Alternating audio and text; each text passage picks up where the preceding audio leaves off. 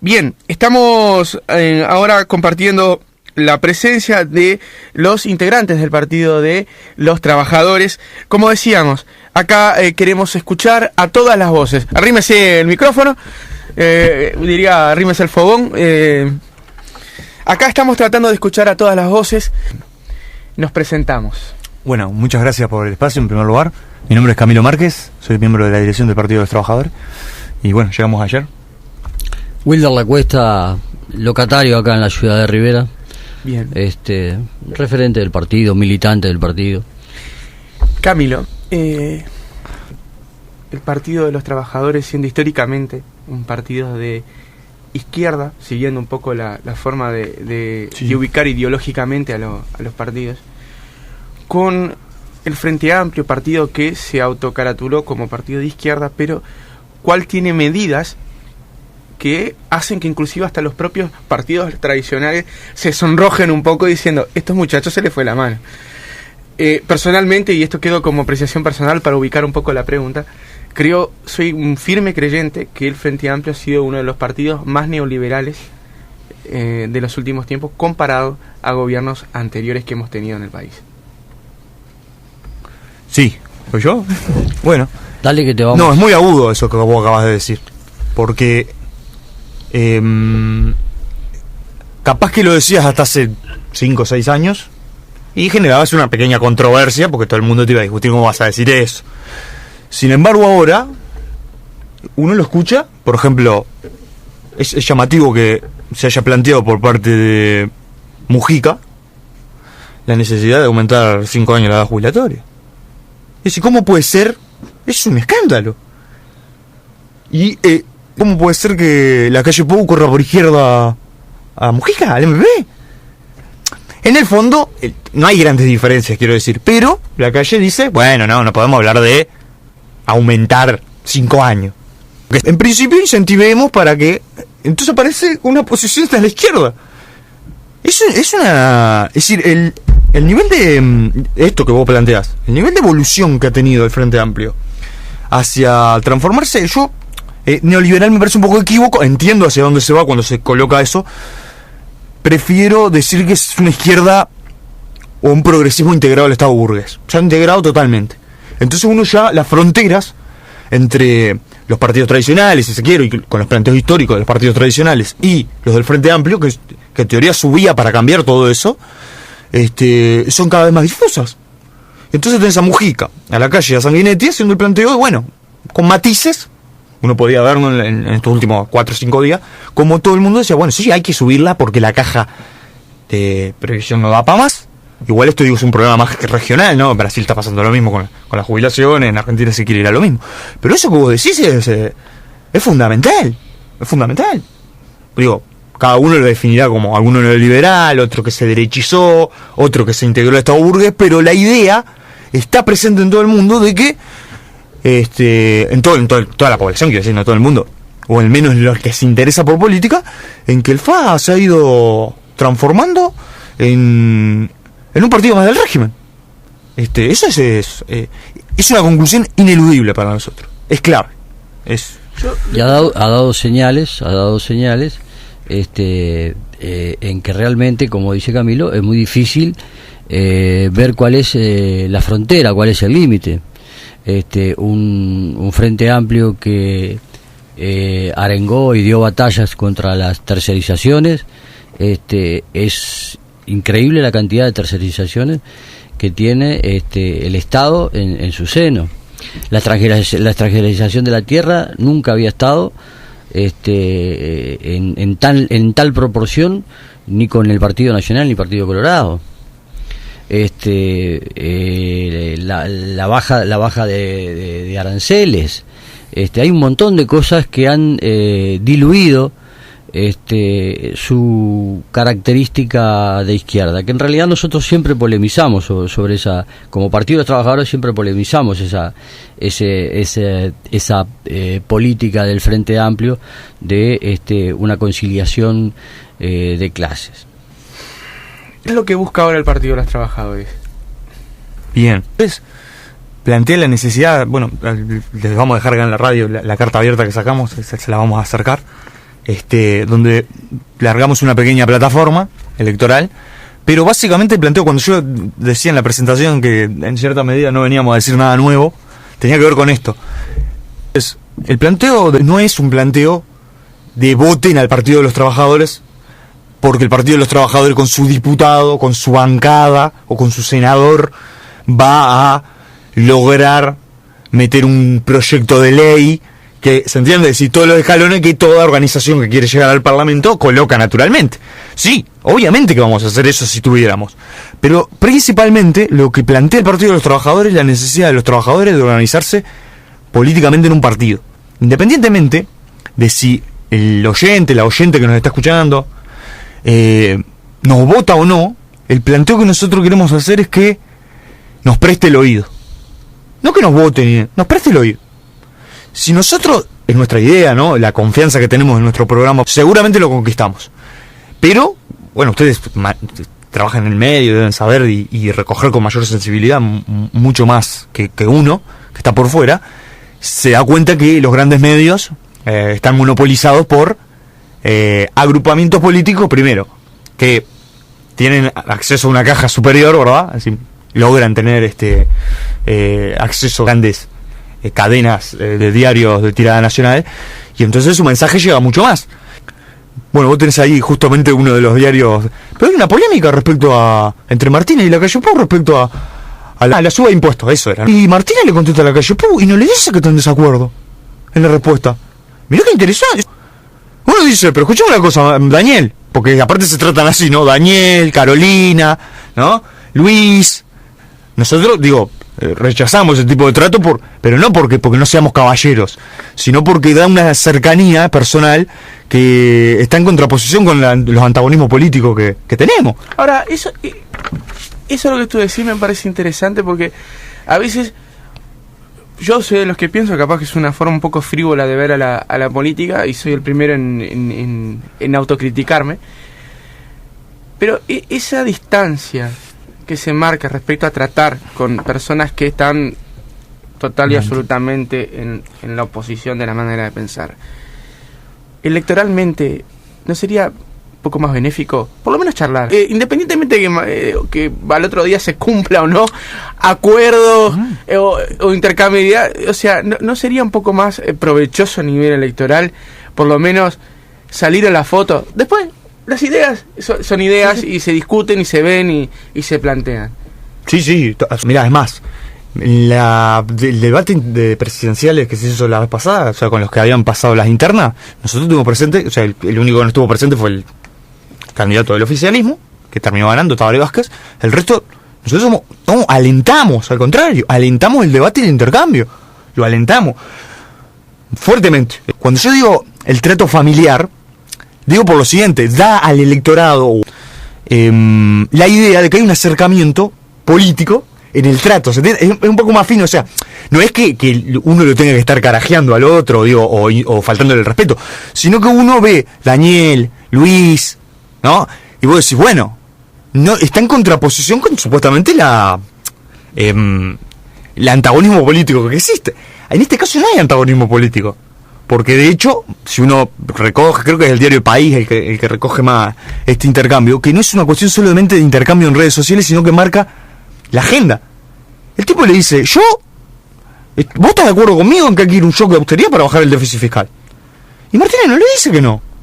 Le dice, bueno, nosotros en la Intendencia de Montevideo logramos. Y la calle le dice, bueno, pero eso no es lo que yo te planteé. ¿Cuál es el trasfondo? No quiero traer acá una polémica que de repente la mayoría de los oyentes está por fuera. Lo que digo es, en el fondo están de acuerdo. Y después tenés, bueno, yo hablo así, vos votame a mí porque yo soy esto y aquello. ¿Se entiende? Se entiende. Y por ahí. Wilder, ¿qué pasa con el Partido de los Trabajadores en el sentido de que las reivindicaciones que históricamente hicieron parte del esquema programático son repetidas por un órgano como el PIT-CNT, y sin embargo la población obrera sigue a un órgano que se ha convertido, y un órgano hipócrita, porque dice defender a los trabajadores, pero apoya medidas de gobierno que son en realidad, en la práctica, ni siquiera hablando políticamente, sino económicamente en contra de los trabajadores, y no se acerca, por ejemplo, al Partido de los Trabajadores, como veo acá, por ejemplo, en el folleto que ustedes traen, manejando una consigna que el PIT-CNT rompa con el gobierno. Sí. Hay una discusión que quedó expresada en el último congreso del PIT-CNT, que se planteó el hecho de que se pudieran unir todas las distintas corrientes en una sola plancha. Eso no cuajó, o sea, en realidad fuimos a una elección de 3 corrientes, una corriente muy nueva que está generando, se está generando la discusión adentro del PIT-CNT, una discusión que se trata de evitar. Hay un último documento ahí, la mesa representativa hace unos días pasó a un cuarto intermedio, porque el documento realmente tiene cosas difíciles de digerir para algunos que opinamos distinto de lo que opina el documento que baja del secretariado. Entonces, lo que hay que explicarle a la audiencia es que el PIT-CNT no es solo Abdala, Pereira y alguno más. El PIT-CNT es un órgano de mucha deliberación política que nos lleva a una situación en que hay que dar la batalla allí adentro para que el PIT-CNT rompa con el gobierno. Porque se han dado situaciones, o sea, no nos olvidemos que este gobierno le decretó la esencialidad a los maestros. Y después que decretó la esencialidad a los maestros, se dio cuenta que iba a tener un problema. Si aplicaba la esencialidad y los trabajadores se resistían a la esencialidad, había que destituir a los maestros. Y destituir a los maestros es quedarse sin escuelas. Es lo mismo que destituir a todos los trabajadores de la salud, nos quedamos sin salud. La esencialidad la pueden aplicar en algunas cosas, pero no en todas las cosas. Entonces el gobierno tuvo que recular y tuvimos una gran discusión adentro de la central, porque el secretariado ejecutivo entendía que los trabajadores teníamos que levantar primero la medida, cuando en realidad la provocación parte del gobierno. Bueno, muchas de esas cosas el colectivo, la sociedad en su conjunto, a veces ignora las importantísimas discusiones que se dan allí adentro. Y nosotros opinamos que el PIT-CNT tiene que romper con el gobierno. Tiene que romper porque hay una necesidad enorme en ese sentido, de que están pasando cosas que no deberían de pasar. O sea, el PIT-CNT no está a favor de las tercerizaciones, no está a favor de los préstamos internacionales. Se acaba de levantar una ola, por suerte, porque lo que necesitamos es transparentar todas estas discusiones con lo que tiene que ver con UPM. UPM nos va a salir una enorme cantidad de dinero, y de la cual va a dejar muy poco dinero. No, hay cifras laboral que uno siempre lo pondera en el caso de inversiones. En realidad es muy poco para el sacrificio que tiene que hacer el país, porque yo no me quedo con quienes van a construir la planta, porque es un trabajo que tiene fecha y final. En lo que hay que quedarse es con los que se quedan, y no van a ser uruguayos en su totalidad. Incluso hay un planteamiento de parte de UPM de que vayamos a esa obra con un acuerdo en el que se firmó con integrantes del PIT-CNT, en la que podría ser nefasto, o sea, se estaría rompiendo la negociación colectiva. Entonces, por suerte, logramos instalar una discusión. Vamos a ganar esa discusión quienes estamos de la vereda del frente, de decir que no podemos aceptar esa solicitud, imposición que pone UPM, y no sé si vamos a ganar. Lo que sí se está viendo es que está empezando a levantarse una ola que podría llevar a que el PIT-CNT rompa con el gobierno. Pero es un proceso que puede ser un poco largo. ¿Cuáles son los próximos movimientos del partido? Bueno, ¿me permitís un segundito de la pregunta anterior? Sí. Muy breve, que me interesa establecer, porque es importante. Tiene que quedar claro que nosotros, cuando decimos que el PIT-CNT rompa con el gobierno, que estamos dirigiéndonos a la base de los sindicatos. La burocracia, como nosotros caracterizamos a la dirigencia del PIT-CNT, es una burocracia absolutamente corrompida. Y decimos lo siguiente, para que nadie se confunda: es una casta de dirigentes que tiene que ser expulsada de los sindicatos. Esa es la gravedad, ese es el nivel de gravedad, más allá de los debates que él grafica, que son correctos, que él muestra hacia alguien que de repente está escuchando y no está al tanto de las corrientes internas. Es importante. Pero toda esta burocracia es la que ha llevado al movimiento obrero a hacer paros a favor de un gobierno. A favor. Un gobierno que ha mantenido el salario mínimo en 15.000 pesos. Que ha mantenido las jubilaciones en menos de 10.000. En esto queremos ser muy claros. Tiene que ser una burocracia que debe ser expulsada de los sindicatos porque los ha corrompido como órgano de defensa de las condiciones de vida de los trabajadores. Y el Partido de los Trabajadores trabaja para ello. Tenemos diferencias, incluso ahora estaba mirando acá hay un folleto de la UP, con los compañeros de la UP, que de repente podemos tener algunas caracterizaciones en común. Ellos dicen que no, que el PCNT es todo malo, los sindicatos y demás. Bueno, esto es un debate que tenemos con ellos muy grande.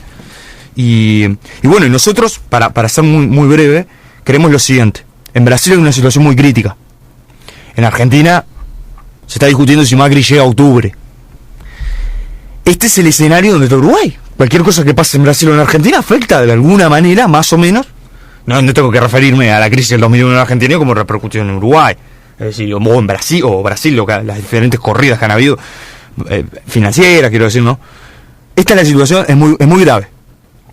Y todo indica que más tarde o más temprano vamos hacia un escenario muy parecido. ¿Qué dice el Partido de los Trabajadores? ¿Qué advierte al electorado? ¿Qué advierte al que está escuchando? Tenemos que defender el salario, tenemos que defender las condiciones laborales y tenemos que defender las jubilaciones y el empleo. Si un capitalista, si una multinacional, como en el caso de UPM, se queda sin mercados, no puede ser la variable de ajuste de los trabajadores. Es muy importante. Se la llevaron en pala durante mucho tiempo y nosotros decimos lo siguiente: que la crisis la paguen los capitalistas, que es nuestra consigna base. ¿Qué quiere decir? Quiere decir, si mañana existe una pérdida de mercado por parte de los grupos empresariales que actúan en el país, lo que se tiene que hacer es, las ganancias que han hecho durante todos estos años, la variable de ajuste no son los trabajadores. Prohibición de despido, reparto de las horas de trabajo, sin rebaja salarial. Ese es el planteo, porque todo lo demás, uno escucha a Carolina Cose, escucha a Martínez, escucha al propio de la calle Pou, a Sartori hablando del Uruguay del futuro, y uno no sabe a qué se refieren. ¿Qué es el Uruguay del futuro, UPM? Bueno, yo quería decir, porque ahora justo llegó un mensaje al 096002524 al oyente que dice más o menos así: que se dejen de complicar esto, su UPM viene a dar fuentes de trabajo, que es lo que necesita el pueblo. Hay una verdad que es irrefutable del comentario. UPM viene a dar fuentes de trabajo, exacto. El problema acá no es la fuente de trabajo, el tema es a quién son las fuentes de trabajo. Porque, de nuevo, para que conste, UPM presenta el proyecto en el Ministerio de Industria que quiere hacer una segunda planta. Presenta un plan de impacto de lo que hace, qué va a hacer, cómo lo va a hacer, cuándo lo va a hacer y qué necesita para que se haga. Como es una inversión de impacto muy grande, el gobierno se presta a dar una contraprestación. ¿Qué es esa contraprestación? Bueno, la que pide UPM, en este caso, modificar planes de estudio, corregir las rutas y todo lo demás. Por supuesto que no van a traer a todos los obreros de Finlandia para construir la planta. Eso es razonable. Van a haber obreros uruguayos construyendo a cargo de autoridades finlandesas. ¿Cuántos van a construir? ¿2.000 personas? Póngale 2.000 personas. Perfecto. Supongamos que son 2.000 personas. Bueno, hay más de 70.000 sin trabajo. Hay más de 70.000. Bueno, pero la planta no va a demorar 10 años en construirse, no va a demorar 15 años en construirse. Va a demorar, pensando en la construcción de la primera planta a la de ahora, 1 año, 2 a reventar. Exacto. ¿Cuántos quedan trabajando? ¿Van a quedar trabajando 2.000 personas? No. ¿Van a quedar trabajando 1.000 personas? Tampoco.